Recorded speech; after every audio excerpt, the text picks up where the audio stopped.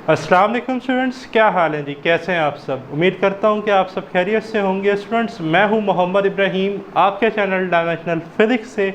और स्टूडेंट्स, आज हम डिस्कस करने वाले हैं chapter number 3 motion and force, first year physics. और आज का हमारा टॉपिक है law of conservation of linear momentum या law of conservation of momentum.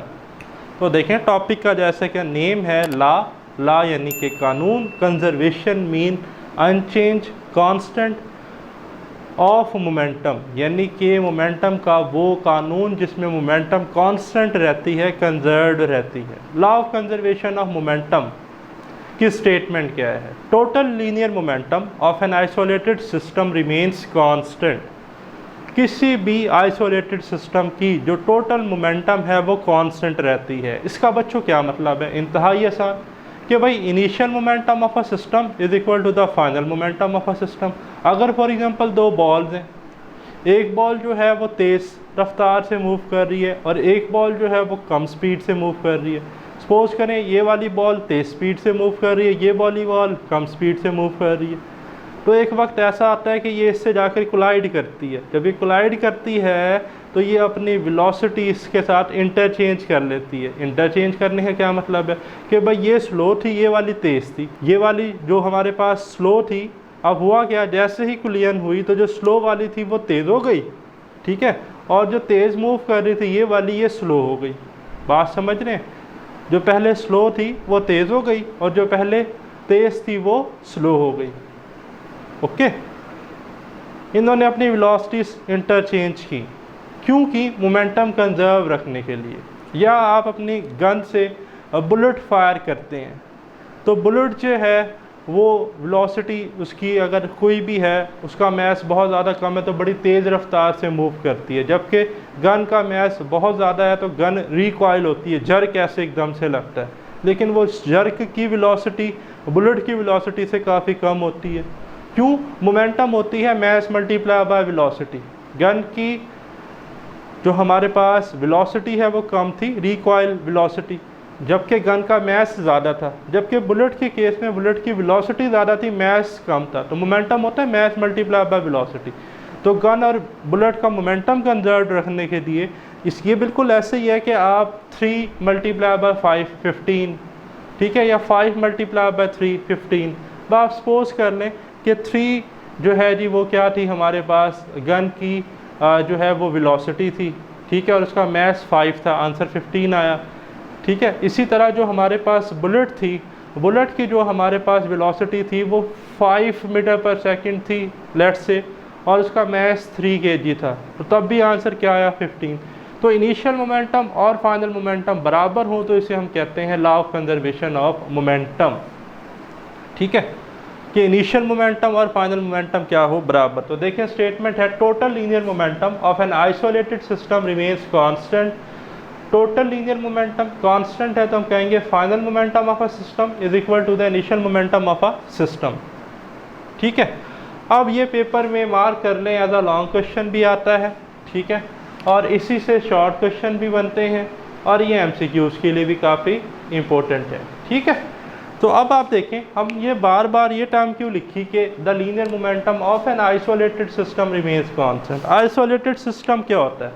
तो उसे समझने से पहले आप ज़रा ये इक्वेशन रिमेंबर करें, रिव्यू करें। याद आ रहा है कि ये हमने इससे प्रीवियस वीडियो लेक्चर में पढ़ा था कि Newton second law in term of momentum F is equal to delta P over delta T, सही, delta P over delta T यानी कि time rate change of momentum called force.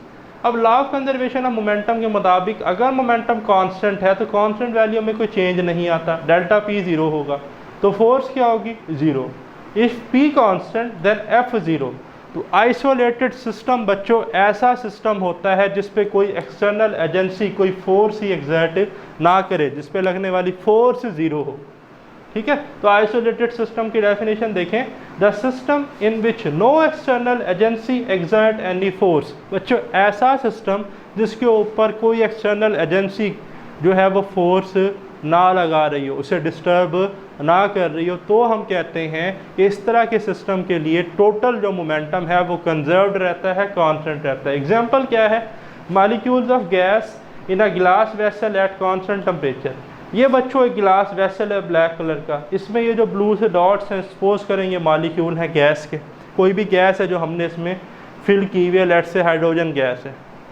अब at constant temperature, जब हमने temperature इसका constant maintain किया हुआ है तो इसके अंदर जो है ये गैस पार्टिकल फ्रीली क्या कर रहे हैं, मूव कर रहे हैं, ठीक है, इनके ऊपर बाहर से कोई फोर्स नहीं लग रही। तो इस तरह का जो सिस्टम है इसे हम कहते हैं आइसोलेटेड सिस्टम। तो इस तरह के सिस्टम के लिए मोमेंटम क्या रहेगी, कांस्टेंट।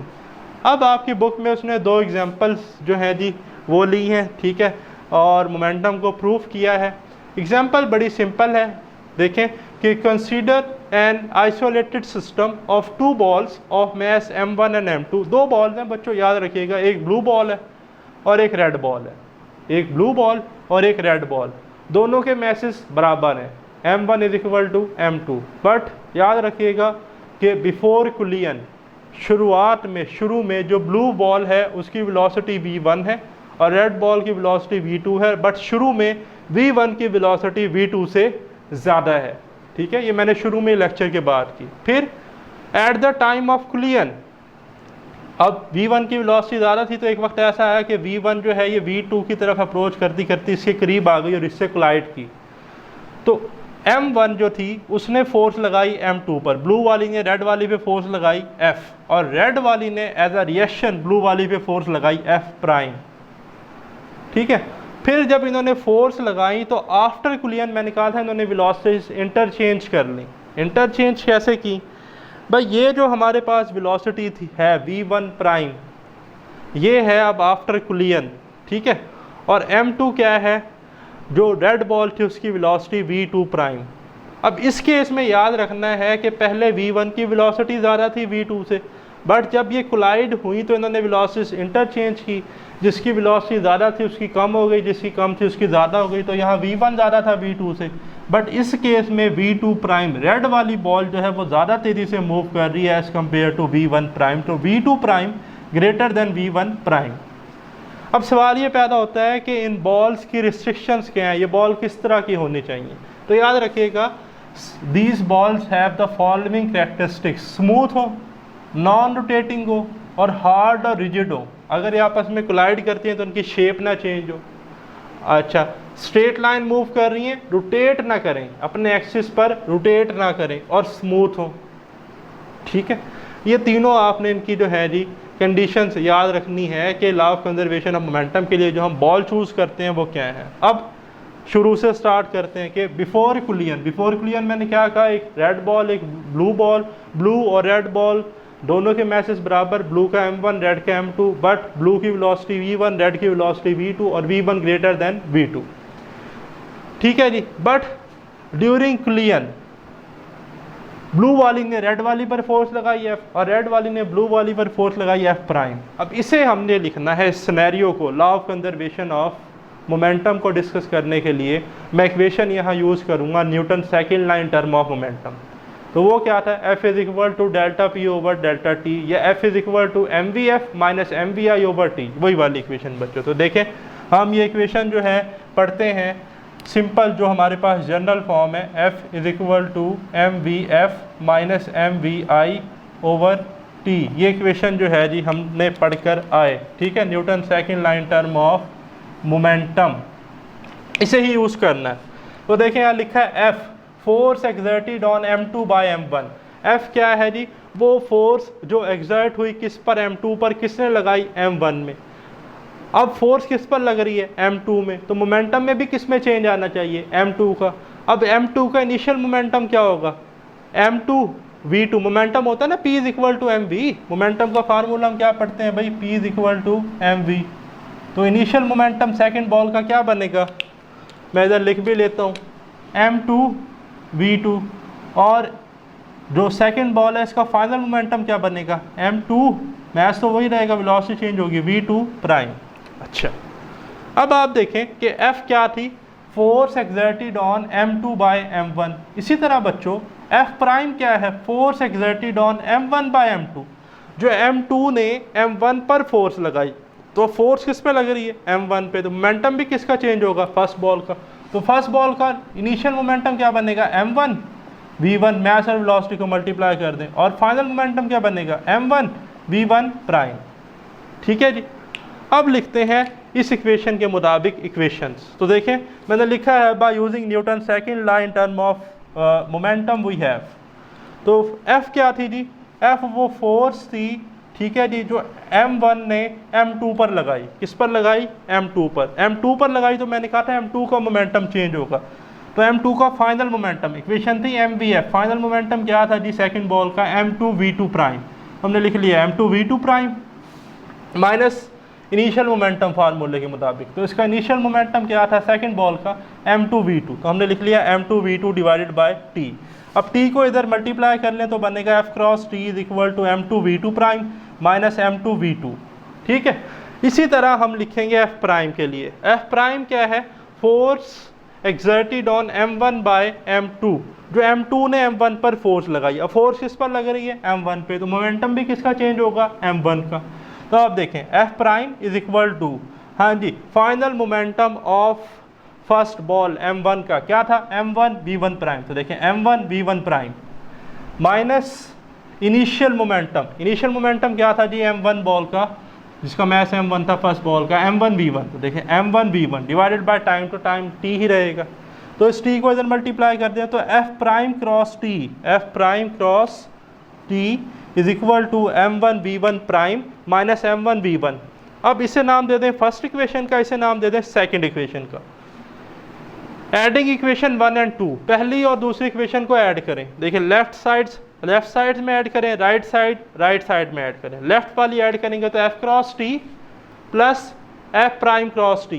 अब इधर आ जाएगा m2 v2 prime minus m2 v2, ये सारा आ गया जी, m2 v2 prime minus m2 v2 plus m1 v1 prime minus m1 v1, हाँ जी, plus m1 v1 prime minus m1 v1। अब करना क्या है? यहाँ से ले लें t कॉमन, t दोनों में आ रहा है ना, t को ले लें कॉमन, तो ये बनेगा f plus f prime cross t is equal to, अब इसे एज इट इज़ लिख लिया, ये सारा ऊपर वाला सेम रिपीट हो रहा है। ठीक है, कुछ चेंज नहीं है, जैसे यहाँ से t कॉमन लिया। अब जरा इधर डायग्राम पे फोकस रखें। ठीक है जी, ये बॉल स्ट्रेट लाइन में मूव कर रही थी। जब इनिशियली v1 की वेलोसिटी ज़्यादा थी v2 से, तो v1 जाकर लगी v2 पर। ठीक है जी, फर्स्ट बॉल ने सेकंड पे फोर्स एक्सर्ट की f, और सेकंड ने फर्स्ट पे फोर्स एक्सर्ट की f प्राइम। इन फोर्सेस की क्या डायरेक्शन, इनके दरमियान एंगल कितना बन रहा है? अगर आपसे कोई पूछे भाई 180 डिग्री। तो ये एक दूसरे के ओपोजिट है, एंटी पैरेलल है, वेक्टर क्वांटिटी है। तो हम लिख लेंगे f is equal to minus f prime. अगर f पॉजिटिव एक्स एक्सिस की तरफ है तो f प्राइम तो नेगेटिव एक्स एक्सिस की तरफ है, तो f is equal to minus f prime, या हम लिख सकते हैं f plus f prime is equal to 0। तो इसका मतलब है f प्लस f प्राइम तो भाई 0 है, नल वेक्टर है, तो इसकी जगह 0 पुट कर दें। 0 मल्टीप्लाई बाय टाइम, आंसर क्या आएगा? 0 ही आएगा भाई। इधर क्या किया मैंने? m2 v2 prime plus m1 v1 prime, plus वाले पहले लिख लिए और minus m2 v2 minus m1 v1 वो बाद में कर लिए। अब ये तो क्या बन गया? ये वाला सारा फैक्टर तो भाई 0 बन गया। अब ये जो नेगेटिव थे m2 v2 minus m1 v1, इन्हें मैं ले आया बॉर्डर क्रॉस करवा के इक्वालिटी की साइड पे, पॉजिटिव हो जाएंगे। तो देखिए m1 v1 plus m2 v2 is equal to m1 v1 prime plus m2 v2 prime. ये है क्या? और भाई ये अगर हम ज़रा फोकस करें, m1 v1 initial momentum of first ball plus m2 v2 initial momentum of second ball, यानी कि ये तो total momentum of a system है बिफोर कोलिजन। तो देखिए initial momentum of a system before collision. अच्छा ये क्या है जी? m1 v1 prime. भाई m1 v1 prime momentum of first ball after collision plus m2 v2 prime momentum of second ball after collision. तो ये बनेगा टोटल मोमेंटम आफ्टर कोलिजन। ठीक है, तो देखिए मैंने लिखा है final momentum of a system after collision. ये था टोटल मोमेंटम बिफोर कोलिजन और ये था टोटल मोमेंटम आफ्टर कोलिजन। तो इनिशियल मोमेंटम बिफोर कोलिजन और फाइनल मोमेंटम आफ्टर कोलिजन बराबर आ रहे हैं, तो हम कहेंगे P I is equal to P F. Initial momentum और फाइनल मोमेंटम बराबर हैं। अगर ये बराबर हैं तो टोटल मोमेंटम क्या होगा? 0 होगा। सिस्टम क्या होगा? आइसोलेटेड सिस्टम होगा जिस पे कोई एक्सटर्नल एजेंसी कोई फोर्स एक्सर्ट ना कर रही हो। तो ये था स्टूडेंट हमारा आज का वीडियो लेक्चर जी, law of conservation of linear momentum. जल्द मिलते हैं नेक्स्ट वीडियो लेक्चर के साथ। मुझे दे इजाज़त। अल्लाह हाफिज़।